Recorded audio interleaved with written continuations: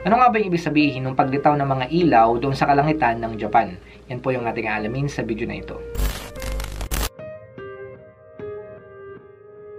Marami ng mga kakaibang bagay ang lumilitaw sa ating kalangitan. At hindi lang yon, marami ring mga kaganapan ang minsan hindi maipaliwanag na lumalabas sa ating kalangitan. So dahil sa kakaibang bagay at mga pangyayari ang nakikita ng mga tao sa kalangitan, marami tuloy ang gumagawa ng iba't ibang mga teorya. Marami ang natatakot kasi nga madalas yung mga lumilitaw sa ating kalangitan ay hindi karaniwan. May mga nagsasabi na yung mga kababalaghan na nangyayari sa ating kalangitan, ang mga nasa likod daw nito ay walang iba kundi yung mga alien. Sinasabi nila na totoo raw yung mga nilalang na ito kasi nga nagpaparamdam sila sa panahon natin ngayon. Ang iba sinasabi nila yung mga kababalaghan doon sa kalangitan, ito ay maaaring gawa ni Satan. Para nga yung mga tao ay matakot sa mga hindi maipaliwanag na lumilitaw doon sa kalangitan. At hindi lang yon, para din lituhin yung mga tao sa mga nangyayari ngayon.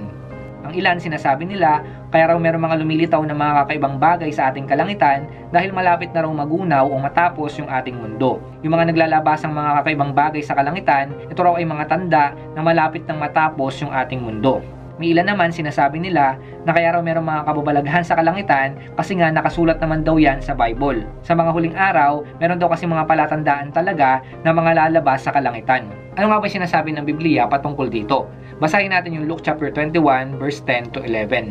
At sinabi pa niya, maglalaban-laban ng mga bansa at ang mga kaharian. Magkakaroon ng malalakas na lindol, taggutom at mga salot sa iba't ibang dako.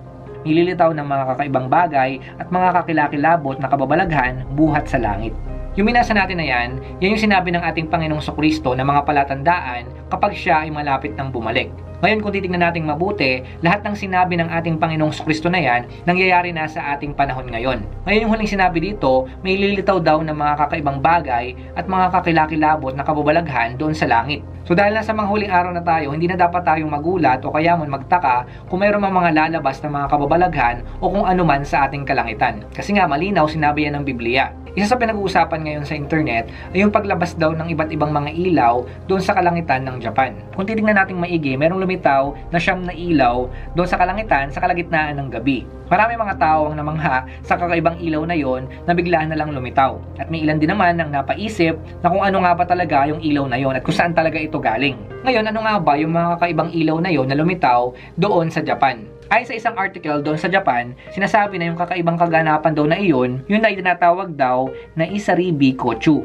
Ang ibig sabihin ay fish attracting light pillars. So ito raw ay nangyayari kapag yung mga mangingisda ay gumagamit ng maliwanag na ilaw na tinatawag na Isaribi. Ito raw ay para makaakit ng maraming isda kapag gabi.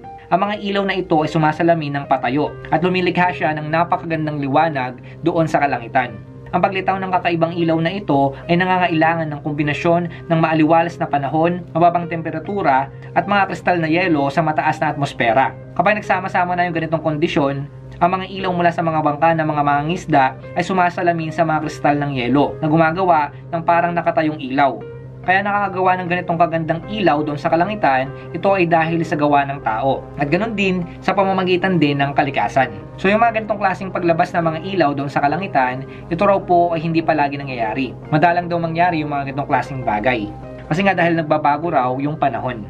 Ngayon sabi ko nga sa inyo kanina, kapag may mga lumilitaw na mga kakaibang bagay sa kalangitan, gumagawa yung mga tao ng iba't ibang mga teorya. Ngayon ang theory nga ng ilang mga tao dito, sabi nga nila, ito po ay galing sa mga alien. Pero mga kapatid, malinaw, sabi nga po, ito po ay hindi sa mga alien. Ito po ay gawa ng tao at ng kalikasan. At hindi lang po yan, sinasabi ko rin po sa inyo na yung mga alien, hindi po ito totoo. Walang sinasabi yung Biblia patungkol sa mga alien. Pero mga kapatid, tandaan nyo, itong si Satan, pwede siyang manlinlang ng mga tao, lalo na nga, nasa mga huling araw na tayo. Pwede siyang magpalabas ng iba't ibang mga nilalang at sasabihin na ito ay mga alien. Pero wala naman talagang ganon. Tandaan po natin na meron din kayang gawin si Satan. Kaya niyang manggaya at kaya niyang mag-iba't ibang anyo. So ibig sabihin po niyan mga kapatid, kahit anong klaseng anyo pwede niyang gawin para manlinlang ng mga tao. So kung yung iniisip ng mga tao patungkol sa alien, kaya niya rin pong gawin yan. Kaya si Satan gagawa siya ng iba't ibang mga paraan para malinlang yung mga tao sa panahon natin ngayon.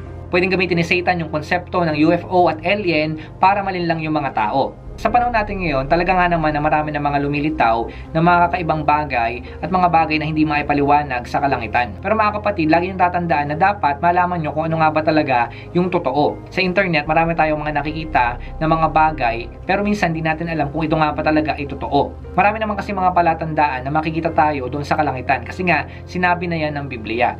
Pero mga kapatid, dapat tignan nyo munang maigi ano nga ba talaga yung nasa likod ng mga bagay na yon. Tulad nga ng tinalakay natin ngayon. Yung iba sinasabi nila, meron itong kinalaman sa mga alien o kaya man doon sa Judgment Day. Pero mga kapatid, kung titingnan natin maigi, ito pala ay gawa lamang ng mga tao. So ibig sabihin po niyan, wala yang kinalaman sa mga mangyayari sa panahon natin ngayon, lalo na nga sa pagbabalik ng ating Panginoong Kristo. So dapat malaman po natin yung mga bagay na yon. Kailangan matuto tayo mag-discern sa mga bagay-bagay sa mundo po natin ngayon, lalo na nga nasa mga huling araw na tayo. Maraming mga impormasyon ngayon na lumalabas sa internet na minsan di natin alam kung talagang ito ba ay totoo o hindi. At yun nga, hindi natin alam kung ano nga pa talaga yung nasa likod nun. So mga kapatid, bago tayo maniwala, dapat alamin muna natin kung ano nga ba talaga yung totoo. Kasi nga sa panahon natin ngayon, talaga maliligaw tayo sa iba't ibang mga impormasyon na mga nakikita natin sa internet. So dapat matibay yung pundasyon natin sa Biblia. Nang sa ganon, hindi tayo basta-basta maniwala sa mga nakikita lang natin sa internet. Susuriin nating mabuti yung mga napapanood natin o kaya man mga nababasa natin sa internet.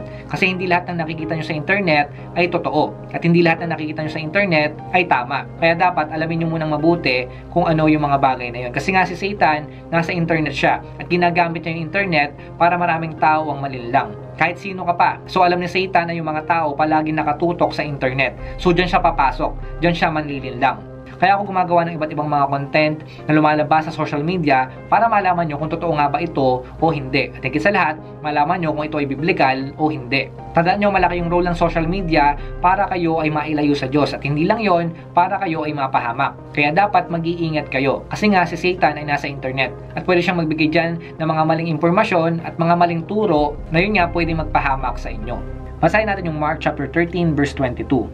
Sapagkat may mga magpapanggap na Kristo at may mga magpapanggap na propeta.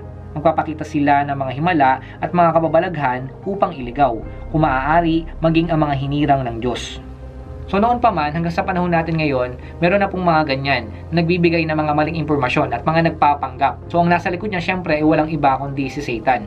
Ngayon sa panahon natin ngayon, maraming mga mapagpanggap sa social media. Kaya dapat mag-iingat po tayo. Kasi nga ang sabi rin dito sa binasa natin, kahit ikaw ay nanampalataya na sa ating Panginoong Kristo, kahit Kristiyano ka na, pwede ka pa rin mailigaw. Tandaan yung mga kapatid na itong si Satan, gusto niya kayo bilang mga Kristiyano ay mailigaw. At hindi lang yon, kayo ay ma-impluwensyahan niya. Nang sa ganun, kayo ay mapahamak. Sa panahon natin ngayon, sa pamamagitan ng social media, marami nang pwedeng gamitin si Satan para nga kayo ay ma-impluwensyahan. At hindi lang yon, para kayo ay madala doon sa kapahamakan. Kaya dapat mga kapatid, patuloy kayong manatili sa ating Diyos. Nang sa ganon, hindi kayo mapalayo sa Kanya. Kasi kapag malayo kayo sa Diyos, mas madali kayong maaatake ni Satan. At hindi lang yon, mas madali niya kayong maiimpluwensyahan. Kaya habang naghihintay tayo sa pagbabalik ng ating Panginoong Kristo, mamuhay tayo na may kabanalan at patuloy tayong sumunod sa Kanyang kalooban. So yun lamang mga kapatid ang gusto ko ibahagi sa inyo. Sana may natutunan kayo sa ating tinalakay ngayon. Hanggang sa muli magkita-kita tayo. Salamat sa inyong panonood. Pagpalain kayo ng Diyos. Ingat kayo palagi.